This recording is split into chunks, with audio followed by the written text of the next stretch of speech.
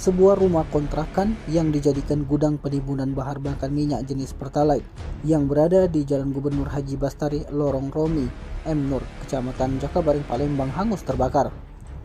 Peristiwa kebakaran itu terjadi sekitar pukul 18 waktu Indonesia bagian Barat.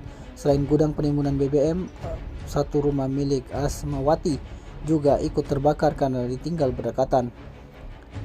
Petugas pemadam kebakaran yang mendapat informasi tersebut langsung menuju lokasi guna melakukan pemadaman.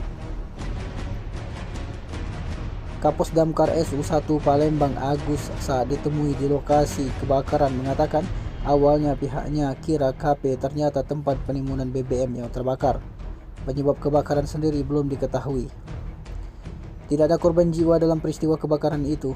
Pihak kepolisian hingga kini sedang meminta keterangan saksi dan melakukan pengejaran terhadap pemilik BBM.